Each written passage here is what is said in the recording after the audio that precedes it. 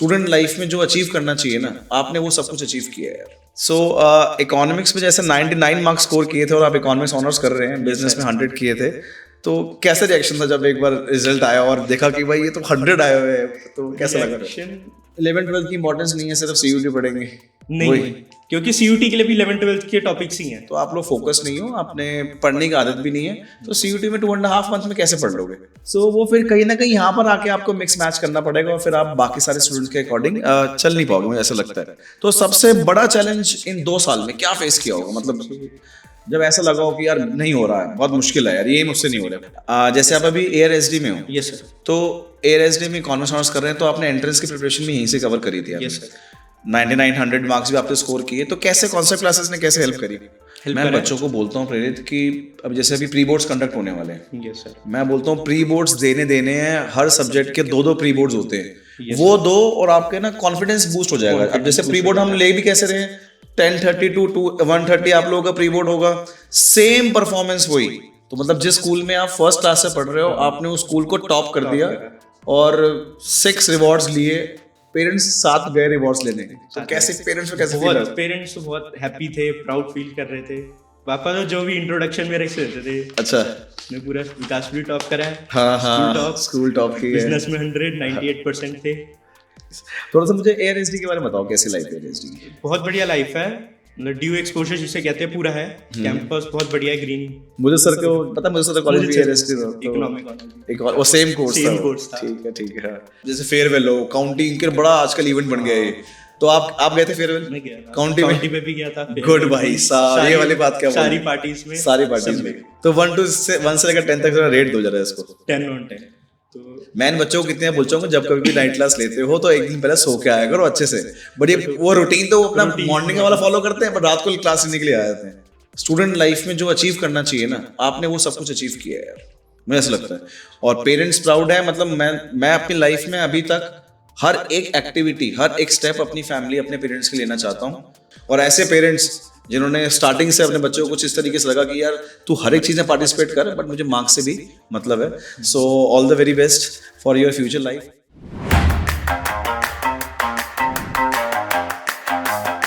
Hello everyone, I am Kunal Sadana from concept classes. तो आज हम लोगों के साथ हैं, हमारे लास्ट 2 ईयर्स से पढ़ रहे हैं हमारे साथ स्टूडेंट प्रेरित कटारिया, जिन्होंने क्लास 11th में भी टॉप किया, क्लास 12th में भी टॉप किया और जस्ट अभी अपने स्कूल से 6 रिवॉर्ड्स भी मिले हैं उन्हें। सो let's meet Prerit Kataria. Hello Prerit, how are you? Hello sir. So Prerit, दोबारा से 2 साल बाद कॉलेज में एडमिशन मिलने के बाद दोबारा से आज हम कॉन्सेप्ट क्लासेस मिले हैं, तो कैसा लग रहा है बच्चे? बहुत बढ़िया लग रहा है। I am feeling nostalgic. Okay, जब एंटर करा सारी मेमोरीज दोबारा से आई। लगा कि भाई ये मैं कैसे आज दोबारा यहाँ पर आ गया हूँ। सो प्लीज एक बार इंट्रोड्यूस योरसेल्फ बेटा। हेलो, आई एम प्रेरित Kataria, passed from St. Cecilia Public School, Vikaspuri in commerce stream, currently pursuing economic honors from Agmaram Sanatam Dharam College, Delhi University. Good, अच्छा कैसा है कॉलेज? अच्छा है, बढ़िया, बहुत बढ़िया। और कॉलेज में अभी आप कौन सा कोर्स परस्यू कर रहे हैं? Economic honours. Economics honours, okay. तो याद आती है इकोनॉमिक्स वाली फिर? बहुत, जिसमें अभी माइक्रो इकोनॉमिक्स चल रहा है। ओ माइक्रो इकोनॉमिक्स 11th वाली पूरी याद आती है, आपके नोट्स बहुत काम आते हैं। Law of DMU, purchasing power. तो प्रेरित, जैसे 11th और 12th आपने यहीं से कॉन्सेप्ट क्लासेस से कवर करी थी। Yes sir. सो कैसा एक्सपीरियंस है बच्चे आपका, कैसा था मतलब 11th 12th? बहुत बढ़िया एक्सपीरियंस था कंसेप्ट क्लासेस में, और जो कंसेप्ट क्लैरिटी थी वो बहुत ही, चैलेंजेस बहुत थे 11th 12th में, बट गाइडेंस और एक्सपीरियंस से ओवरकम हुए और स्मूथ रही जर्नी। स्मूथ रही, मतलब नोट्स की क्वालिटी कैसी थी आपको? कैसे? नोट्स की क्वालिटी बहुत अच्छी है, अभी भी कॉलेज में यूज पढ़ते हैं। तो इकोनॉमिक्स ऑनर्स में फर्स्ट ईयर में वही सारे नोट्स अभी यूज हो रहे हैं। माइक्रो हो गई, पीपीटीज जो हमारी चल रही थी वो भी चल रही काम। मतलब लगता है सिलेबस सेम ही होगा, उसमें डिफरेंस कुछ ज्यादा होगा नहीं? 1 या 2 टॉपिक्स नहीं है, बाकी पूरा सेम है। मुझे लगता है उसमें ना एक कंज्यूमर इक्विलिब्रियम के अंदर पीसीसी आ गया होगा, मतलब थोड़ा डिफरेंट पार्ट आ गया होगा, बाकी सब बेस सारा सेम होगा। उससे ऊपर है, लेवल थोड़ा है, बाकी बेस सेम है। सो इकोनॉमिक्स में जैसे 99 मार्क्स स्कोर किए थे और आप इकोनॉमिक्स ऑनर्स कर रहे हैं, बिजनेस में 100 किए थे, तो कैसा रिएक्शन था जब एक बार रिजल्ट आया और देखा कि भाई ये तो 100 आए हुए हैं, तो कैसा लगा? I just froze at the moment और अंदर एक फीलिंग थी कि आई डिड इट, कि ये क्या हो गया? ये हो गया। अच्छा, सबसे पहले किसको बताया था कि मेरा रिजल्ट सबसे पहले पापा के साथ ही देख रहा था, साथ देख रहे थे शॉप पे। अच्छा अच्छा, शॉप पे बैठ शॉप के, पे ओके थे, नाइस। यहाँ से क्लास थी, फिर रास्ते में शॉप गया, फिर उसी टाइम मैसेज आया, रिजल्ट आ गया। मैं आप सब लोगों को क्लियर कर दूं कि हमारे विकासपुरी में सबसे फेमस है कटारिया टेक्सटाइल। सो उसमें से एक कटारिया टेक्सटाइल वाले ये भी बैठे तिलक नगर में, तिलक नगर में आपका। कटारिया अच्छा, टेक्सटोरियम के नाम से। आपका कटारिया टेक्सटोरियम टेक्सटाइल और विकासपुरी तिलक में, नगर। और विकासपुरी में वो कजन है। वो कजन के हैं। तो जब रिजल्ट देखा गया तो रिजल्ट दोनों फादर और प्रेरित दोनों साथ मिलकर देख रहे थे, तो कह रहे कि अच्छा एक्सपीरियंस है नाइस। सो 11th की जर्नी कैसी थी उसमें? 11th की बढ़िया थी। मतलब कुछ बच्चे क्या होते हैं प्रेरित कि ना 11th को ना इतने सीरियस लेते, कहते हैं कि ना हम 12th में पढ़ेंगे। बट क्या जो 11th में माइक्रो इकोनॉमिक्स पढ़ी थी वो अभी कॉलेज में ऐसा कुछ मतलब है, इम्पोर्टेंट है, याद आ रही है? बहुत क्लिक होता है जब टॉपिक करता हूँ, तो ये पढ़ा हुआ लगता है, ये पढ़ा हुआ लगता है। हाँ। अच्छा, मुझे लगता है कि जिस बच्चे ने शायद से क्लास 11 में अच्छी तरीके से कवर नहीं किया होगा तो अब उसको कॉलेज में प्रॉब्लम आ रही होगी, बिल्कुल आ रही होगी, है ना? क्योंकि वो बेस है जो 11th-12th हमने पढ़ा है, तो वही मतलब आगे कैरी फॉरवर्ड हो रहा तो मतलब ये बेस है हाँ। कि जो हम लोग 11th और 12th में कवर करते हैं वो आगे आता जरूर है, वो आता जरूर है। आगे, पर बस लेवल हाई होता रहता है। बाकी ऐसा है कि 11th-12th की इंपॉर्टेंस नहीं है, सिर्फ सीयूटी पढ़ेंगे नहीं, क्योंकि सीयूटी के लिए भी 11th-12th के टॉपिक्स ही हैं, मैं डोमेन्स की अगर बात मुझे ऐसा लगता है कि चलो देखो, अगर कोई ऐसा समझता भी है कि चलो 11th-12th इतना इंपॉर्टेंट नहीं है, तो मतलब आपने नहीं पढ़ाई करी, आपने नहीं पढ़ा, तो आप लोग फोकस नहीं हो, आपने पढ़ने की आदत भी नहीं है, तो सीयूटी में 2.5 मंथ में कैसे पढ़ लोगे? और सीयूटी पढ़ने के बाद जिन कॉलेज में आप एडमिशन ले रहे हो उन कॉलेज में भी तो 11th और 12th का बेस ही है। हाँ। सो वो फिर कहीं ना कहीं यहाँ पर आके आपको मिक्स मैच करना पड़ेगा और फिर आप बाकी सारे स्टूडेंट्स के अकॉर्डिंग चल नहीं पाओगे, मुझे ऐसा लगता है। तो सबसे बड़ा चैलेंज इन 2 साल में क्या फेस किया होगा? मतलब जब ऐसा लगा हो कि यार नहीं हो रहा है, बहुत मुश्किल है यार, ये मुझसे नहीं हो रहा है, कोई सब्जेक्ट या कोई टॉपिक ऐसा हो किसी भी चीज़ का? कोई टॉपिक तो नहीं था सच, या कोई सब्जेक्ट भी नहीं। जो मेजर चैलेंज था वो था मेंटेनिंग द डिसिप्लिन, वो फिक्स रूटीन फॉलो करना, अपनी स्लीप को सेक्रीफाइस करना और एक कॉन्टिन्यूस वे में चलना। मैं स्टूडेंट्स को ये बात सुनाता हूँ कि डिसिप्लिन मोटिवेट तो सारे हो जाते हैं यार, कि अब कुछ करके देखूंगा पेरेंट्स के लिए, बट भाई उसको डेली मेंटेन करना, उसको डिसिप्लिन कहते हैं, और वो कंसिस्टेंसी बहुत ही मुश्किल है, बहुत कम बच्चे कर सकते हैं। फेस्टिवल्स होते हैं, बर्थडेज होते हैं, और ये सारी चीज़ें इतनी अट्रैक्ट करती है ना बच्चों को कि बस मैं यहाँ चले जाऊँ, वहाँ चले जाता हूँ। मुझे आज भी याद है कि मैंने कहीं पूछा होगा कि प्रेरित की ये स्कूल में क्लास के अंदर ये बच्चों की पार्टी है या फिर ये, तो आपका रिएक्शन था कि सर नहीं, मैं तो नहीं, अभी कहाँ जाऊँगा। तो वो सारी चीज़ें सेक्रीफाइस, वो बर्थडेज, वो मैरिजेस, वो सेक्रीफाइस करने का फ़ायदा होता है नहीं हुआ? होता है, बट सेक्रीफाइस ये नहीं है, एंजॉय भी मैंने पूरा करा है। ठीक है, सारी पार्टीज में गया था, हाँ। सेलिब्रेट करा है, सारे फेस्टिवल अच्छे से सेलिब्रेट करे हैं। बट ये था कि जब पढ़ने के टाइम पे तब खाली स्टडीज, तो फिर स्टडी करा था। स्टडी। अच्छा, जैसे अभी कोई स्टूडेंट जैसे क्लास 12th में हो, तो क्या बताओगे कि आपका डेली रूटीन क्या था? बेसिकली अगर मैं स्कूल टाइम को थोड़ा सा, अब तो वैसे नवंबर दिसंबर चल रहा है तो स्कूल तो फिनिश हो जाएंगे, इस नवंबर दिसंबर से पहले जब स्कूल डेली हम लोग को जाना होता था तो क्या शेड्यूल था आपका? तो शेड्यूल बेसिकली 3 पार्ट्स में डिवाइडेड था। तो बिफोर लंच तो स्कूल एंड ऑल, ठीक है, आफ्टर लंच ट्यूशंस एंड और रेस्ट एंड ऑल, और आफ्टर डिनर सेल्फ स्टडी और जो भी प्रोजेक्ट। तो रात को पढ़ना ठीक था? रात को मैं तो रात को प्रेफर करता था। रात को पढ़ते थे? कब से कब तक पढ़ते थे? वो टॉपिक पे डिपेंड करता है, अगर छोटा टॉपिक है तो आधे घंटे में। मैक्सिमम कभी कितनी देर तक पढ़ा है? मैक्सिमम तो 3 या 4 बजे तक भी गया है। 3-4 बजे तक पढ़ा है? अच्छा, कभी ऐसा हुआ है पूरी होल नाइट क्लास हुई आपकी? होती थी कंसेप्ट क्लासेस में, होल नाइट क्लासेस। अच्छा, होल नाइट क्लास, तो उसका फायदा होता है? बहुत होता था। अच्छा, क्योंकि मैंने कभी सुना बच्चे कहते सर पूरी रात आप पढ़ते थोड़ा होगे, मजाक करते होगे, ऐसा कुछ होता होगा? नहीं, फन भी होता था, बट जो पढ़ाई, क्योंकि नॉर्मल क्लासेस में 1 और 2 आवर, जो होल नाइट होती थी वो 5-6 घंटे, वो एक कंटिन्यूअस में एक वो फ्लो बन जाता है यार। 5-6 घंटे का मतलब हो गया कम से कम 2 वीक्स की पढ़ाई इकट्ठे कर ली। तो 2 हफ्ते की पढ़ाई एक इकट्ठे कर ली, तो वो मुझे लगता है थोड़ा सा बेटर है उसके अकॉर्डिंग। सो जैसे अभी आपने बताया कि मैं अपने रूटीन को 3 पार्ट्स में डिवाइड कर दिया। एक स्कूल था, स्कूल के बाद मेरी ट्यूशन थी, और ट्यूशन के बाद मेरी सेल्फ स्टडी भी थी। तो कर लिया था मैनेज, मतलब 24 आवर्स में ये 3 सेक्शंस में अपने आप को डिवाइड करना, ये हो गया था मैनेज? स्टार्टिंग में थोड़ा डिफिकल्ट था, बट जैसे जैसे करा एक हैबिट। अच्छा, बाकी सब जैसे बच्चों ने वो टाइम टेबल कुछ लगाया होता है वो स्टडी टेबल पे, कभी ऐसा कभी ऐसा नहीं करा, नहीं था? वो सिंपल था कि इस टाइम स्कूल, इस टाइम ट्यूशंस, और रात को बैठ पढ़ेंगे, रात को बैठ के थोड़ा सा अपना कवर कर लेंगे। अच्छा, मेरा एक छोटा सा क्वेश्चन है बेटा, बच्चे ना बहुत ज़्यादा, जैसे हमने सिलेबस फिनिश किए, तो बच्चे कहते हैं इंडियन इकोनॉमी उनके लिए ना बहुत डिफिकल्ट है। पढ़ना थोड़ा सा उनके लिए लगता है कि थ्योरी कहाँ से पढ़े, ये ब्रिटिशर्स कहाँ से आ गए, हमने इनका क्या करना। प्रैक्टिकल सब्जेक्ट बच्चे फिर ही पढ़ लेते हैं। तो आपने कैसे इससे टैकल किया इंडियन इकोनॉमी को? इंडियन इकॉनमी स्टार्टिंग में मुझे भी लगता था कि ये थ्योरी है, कैसे पढ़ेंगे, और रटने वाला पार्ट बहुत वीक है मेरा। अच्छा। तो जैसे आपने स्टोरी की तरफ समझाया, स्टोरी वो सबसे इम्पोर्टेंट, मतलब मैं और जैसे पार्ट्स में डिवाइड करना। हम लोग एक का पता बड़े क्या करते chapter थे, में। जैसे हम लोग डिस्कस करते हैं कि इंडियन इकोनॉमी है, तो मैं बच्चों को ना हमेशा रियलाइज कराता हूँ कि ब्रिटिशर्स पहले आए थे, ब्रिटिशर्स ने हमारे साथ ये कर दिया, सुन रहे हो बच्चों, तुमने ऐसा ऐसा कर दिया ब्रिटिशर्स ने हमारे साथ। तो मैंने बच्चों को ना फेस पे रिएक्शन देखे हैं कि अच्छा सर तब हम लोग क्यों नहीं थे, हमने उनको ऐसे कर देते वैसे करते, फिर उसके बाद ब्रिटिशर्स चले गए। तो बच्चों को लगा कि ये इंडियन इकोनॉमी ना फर्स्ट 3 चैप्टर्स तो उनके लिए बहुत इंटरेस्टिंग है। अब 4th चैप्टर है ह्यूमन कैपिटल। तो मैंने हमेशा ना ह्यूमन कैपिटल पढ़ाते वक्त थोड़ा इमोशनल हो जाता हूँ कि बच्चों पता है किसी भी ह्यूमन रिसोर्स को ह्यूमन कैपिटल बनने में 5 चीज़ों पे खर्चा होता है। क्या वो ह्यूमन कैपिटल आपके पेरेंट्स का सपना है आपको बनाना? क्या आप लोग उनके ऊपर 5 खर्चे करने के दे रहे हैं आपको? आप खर्चे कर रहे हैं वो आपके ऊपर, और आप अगर वेस्ट कर रहे हैं तो क्या होगा? तो बच्चों को थोड़ा सा फिर इंडियन इकोनॉमी, तो ओवरऑल इंडियन इकोनॉमी ठीक है। तो बाकी पार्ट्स में डिवाइड करके, कुछ जैसे बहुत लंबे चैप्टर्स, तो पार्ट्स में डिवाइड करके बहुत इजी लगते हैं। जैसे आप अभी ARSD में हो, यस सर। तो ARSD में इकोनॉमिक्स ऑनर्स कर रहे हैं, तो आपने एंट्रेंस की प्रिपरेशन भी यहीं से कवर करी थी? Yes sir.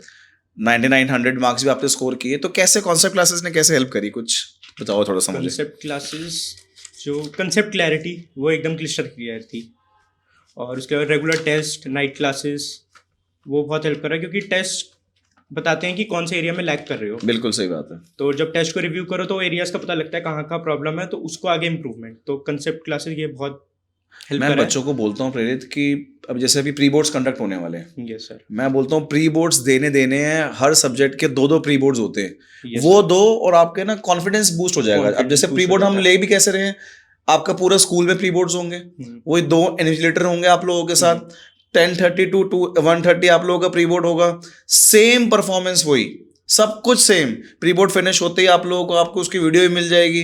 तो बच्चों को पूरा एक्सपोजर मिल रहा है। तो आप क्या कहना चाहते हो बच्चों को इसके रिगार्डिंग, कि बच्चों को देने चाहिए, कैसे करना चाहिए? मैंने भी दिए थे और बहुत हेल्प करते हैं, क्योंकि जब बोर्ड देने जाते हैं तो एकदम फेमिलियर लगता है, ये तो पहले हुआ है, स्कूल में गया हूँ मैं। अच्छा, मैंने इस बार क्या किया प्रेरित, स्कूल यूनिफॉर्म में आना है कि थोड़ा सा और फेमिलियर हो जाए भाई, कि अपने स्कूल यूनिफॉर्म में आओ, प्रॉपर बोर्ड्स की तरह पेपर दो, बोर्ड से 15 दिन पहले। तो थोड़ा सा मुझे लगता है कि ये बेटर होगा उन बच्चों के लिए, ये प्रैक्टिस के लिए बेस्ट था।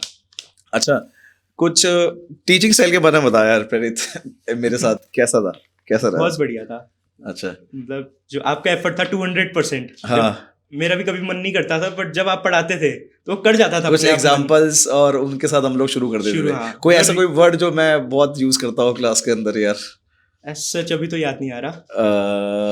Production is equals to economy, no production no economy, हम लोग बोलते थे हमेशा क्लास के अंदर ये वाली बात। तो टेस्ट सीरीज हमारी हेल्पफुल है, बहुत हेल्पफुल थी। तो बच्चों को देना चाहिए टेस्ट, तो डेफिनेटली देने चाहिए। CUT का थोड़ा एक्सपीरियंस बता बेटा, कैसा रहता? CUT में भी बहुत हेल्प हुआ, क्योंकि कंसेप्ट्स तो पहले जो मेन 11th-12th पे था वो, और मैंने 1 ईयर बैच ज्वाइन करा था, तो क्वांट्स और वोकैबुलरी के लिए बहुत हेल्पफुल था। और फिर शॉर्टकट ट्रिक्स वगैरह और रेगुलर एक्यूरेसी पे। तो किस पे आपने मेन फोकस किया था? जैसे कि हमारे पास CUT के पार्ट को हम लोग 3 पार्ट्स में डिवाइड करते हैं, शेड्यूल A, शेड्यूल B और schedule C। That means language, domains और GT। तो मेन फोकस बच्चों को किस पे करना चाहिए? सब पे करना चाहिए, टिल बोर्ड्स, और मतलब जैसे अभी दिसंबर तक है तो साथ में थोड़ा थोड़ा दोनों। ठीक है। फिर जैसे बोर्ड्स के 3 महीने हैं तो उस पे, फिर बोर्ड्स पे एकदम डोमेन्स पे, और फिर जैसे ही बोर्ड्स खत्म होते हैं तो जैसे पढ़ा हुआ है तो फिर उसकी प्रैक्टिस, स्पीड पे काम करना, स्पीड पे क्वांट्स और वोकैबुलरी में उस पे काम करना चाहिए। तो ऐसी कोई स्ट्रैटेजी जो आप लोगों का ARSD में एडमिशन लेने की आपकी हेल्प करी हो? क्योंकि मुझे लगता है फॉर्म फिलिंग प्रोसेस ही बहुत इंपॉर्टेंट है। बिल्कुल सर, जो उसमें ऑप्शंस फिल करने होते हैं, जो प्रेफरेंस लिस्ट आपके साथ डिस्कस करके बनाई थी, बहुत हेल्पफुल। तो आपकी किसने हेल्प करी थी आपकी? सर आपने हेल्प करी थी, आपने मुझे सर और देव सर ने हेल्प करी थी। जिसमें कुछ ऐसे एडवाइस आप देना चाहते हो जो बच्चे अभी अपकमिंग बोर्ड्स के लिए प्रिपेयर कर रहे हैं? एडवाइस एक ही दूंगा, just believe in yourself, confidence रखो और हो जाएगा सब बढ़िया। वो ऐसी फर्स्ट फीलिंग जब पता लगा सिसिलिया का टॉपर हूँ मैं, ओ माय गॉड, तो पूरे स्कूल का टॉपर। कब से पढ़ रहे हो स्कूल में? इस बार मैं फर्स्ट से। तो मतलब जिस स्कूल में आप फर्स्ट क्लास से पढ़ रहे हो, आपने उस स्कूल को टॉप कर दिया और 6 रिवॉर्ड्स लिए, पेरेंट्स साथ गए रिवॉर्ड्स लेने, तो साथ कैसे पेरेंट्स को कैसे फील बहुत लगा? पेरेंट्स तो बहुत हैप्पी थे, प्राउड फील कर रहे थे। मुझे लगता है पेरेंट्स आते ही कहते हैं कि बेटा बता तुझे क्या चाहिए, जो तू बोलेगा ना आज, क्योंकि पेरेंट्स के लिए लगता है उससे बड़ा दिन मुझे लगता है कुछ हो सकता ही नहीं है। बिल्कुल मतलब पूरे साल सिस्टर भी शायद सिसिलिया से थी, बिल्कुल। तो मतलब पूरी फैमिली उससे पढ़ रही है, हाँ, और आज जब प्रेरित उससे बाहर निकल रहा है तो टीचर्स अब बता रही हैं, रिवॉर्ड्स दे रही हैं, पेरेंट्स को बोल रही है कि क्या बात है बच्चा, मजा आ गया, बैच टॉपर है, स्कूल टॉपर है, सब्जेक्ट टॉपर है, ये लो जी 6 रिवॉर्ड लो, तो नेक्स्ट लेवल फीलिंग पेरेंट्स ने सबको जाके बताया होगा मेरे हिसाब से। बिल्कुल। तो पापा तो जो भी इंट्रोडक्शन मेरे से देते थे, अच्छा, मैं पूरा विकासपुरी टॉप करा है, हाँ स्कूल टॉप, स्कूल टॉप की है, बिजनेस में 198% थे। मजा आ गया। मैं मजा, तो बिल्कुल। चाहता हूँ कि एक बार पेरेंट्स ने रिएक्शन लिया जाए इस बात का बिल्कुल भी सर। यार, कि यार आपको कैसा लगा बताओ। बिल्कुल सर, नाइस यार, नाइस। थोड़ा सा मुझे एआरएसडी के बारे में बताओ, कैसी लाइफ है एआरएसडी की? बहुत बढ़िया लाइफ है, मतलब ड्यू एक्सपोजर जिसे कहते हैं पूरा है। कैंपस बहुत बढ़िया है, ग्रीन। मुझे सर को पता, मुझे सर कॉलेज भी एआरएसडी था, तो इकोनॉमिक ऑनर्स एक और वो सेम कोर्स सेम कोर्स था। ठीक है हाँ। तो स्कूल के बाद जैसे कॉलेज में गए तो कुछ चेंज लगा, डिफरेंस है? चेंजेस बहुत चेंज है। स्कूल में तो थोड़ा प्रेशर होता था टीचर्स का भी, और अपना भी थोड़ा रहता था कि स्टडी है, बट यहाँ फ्रीडम है, कोई फोर्स नहीं करता पढ़ने के लिए। ऐसा लगता है जैसे ना स्कूल में कुछ अटैचमेंट थी, टीचर्स ना प्रेशर प्रेशर डालते डालते थे और बोलते थे बच्चे पढ़ना पड़ेगा तो ये पढ़े। यहाँ पे कोई मतलब नहीं है, मतलब नहीं है। यहाँ लगता है कि पढ़ना पढ़ ले, हाँ, नहीं पढ़ना वो भी तुम्हारी मर्जी है, अटेंडेंस का गेम है बस। तो ये बात मैं बच्चों को बहुत समझाता हूँ प्रेरित, कि भाई आज हम आप लोगों को डांट रहे हैं ना, थोड़ा सा फील होता होगा कभी, पेरेंट्स को लगता होगा पीछे पड़ रहे थे सर। इस 11th-12th के बाद कोई प्रेशर नहीं होगा, किसी को लेना देना भी नहीं है कि आप क्या कर रहे हो क्या नहीं कर रहे यार, कोई ऐसे मतलब ही नहीं है। तो फ्यूचर प्लान्स क्या हैं आपके बच्चे? Future plans currently economic honours और सीएफए परस्यू करने का सोच रहा हूं। नाइस यार, नाइस। सो थोड़ा सा मेरे पास कुछ फनी क्वेश्चंस है, तो उसके लिए थोड़ा सा बी ऑनेस्ट। तो क्लास 12th के अंदर ये बात कितनी बार लगेगी कल से पढ़ूंगा मैं, जैसे कि आज तक बच्चों को लगता है? ये बहुत बार लगी थी, ये आज मन नहीं है, कल पढ़ता हूँ।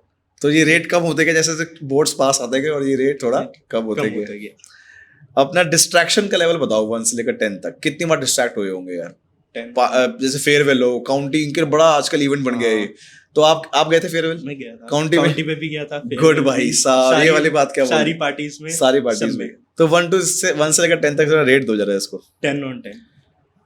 10 on 10 डिस्ट्रैक्शन इतनी थी? डिस्ट्रैक्शन थी, बट तब भी चल गया काम। हाँ। अच्छा, जैसे आपने बताया कि अभी हम लोग नाइट क्लास लेते थे, तो नाइट क्लास में कितने में लगा कि यार बस 4 बज गए, घर जाने दो, नींद आ रही है बहुत यार? लगता था। हाँ। सुबह जल्दी उठे होते थे। हाँ। तो मैं इन बच्चों को कितने बोल चाहूंगा, जब कभी भी नाइट क्लास लेते हो तो एक दिन पहले सो के आया करो अच्छे से। बट ये वो रूटीन तो वो अपना मॉर्निंग वाला फॉलो करते हैं, बट रात को क्लास लेने के लिए आ जाते हैं। वो जो आप एनर्जी से पढ़ाते थे, तो वो नींद बीच में इंटरवल्स देना, लंच हो गया। अच्छा, जैसे हम लोग बोर्ड्स देने जाते हैं, तो बोर्ड्स देने से पहले जैसे आप फर्स्ट पेपर देने जा रहे हैं, तो क्या उस वक्त कैसा रहता है, कैसा लगता है बाहर बोर्ड से पहले? कुछ नहीं, नॉर्मल लग रहा था। वो डर कुछ नहीं था। ऐसा कोई पार्ट नहीं है कि हमें लग रहा है कि प्रॉब्लम है यार? ऐसा कुछ प्रॉब्लम स्ट्रेस कभी नहीं, ऐसा कुछ नहीं है। तो देखो प्रेरित, मुझे ऐसा लगता है कि यार अभी तक ना क्लास 12 तक जिस स्टूडेंट को स्टूडेंट लाइफ में जो अचीव करना चाहिए ना, आपने वो सब कुछ अचीव किया है यार, मुझे ऐसा लगता है। और पेरेंट्स प्राउड है, मतलब मैं अपनी लाइफ में अभी तक हर एक एक्टिविटी, हर एक स्टेप अपनी फैमिली, अपने पेरेंट्स के लेना चाहता हूँ। मैं शायद से जिस एज में आप हो ना, मैं इस एज में इतने स्टेप्स अपने इतने फैमिली के लिए मैं कर ही नहीं पाया जितना आपने अभी कर लिया यार। मतलब बहुत ही बढ़िया बात है, बहुत अच्छी बात है, मतलब मेरे पास वर्ड्स नहीं है। और ऐसे पेरेंट्स जिन्होंने स्टार्टिंग से अपने बच्चों को कुछ इस तरीके से लगा कि यार तू हर एक चीज़ में पार्टिसिपेट कर, बट मुझे मार्क्स से भी मतलब है। So all the very best for your future life, कि आपका CFA करनी है आपने, वो भी आपका अचीव हो, और ऐसे आपको बार बार टाइम टू टाइम आपको क्या मिलते रहे अवार्ड्स, और सब बेटर रहे जी। Thank you so much. Thank you.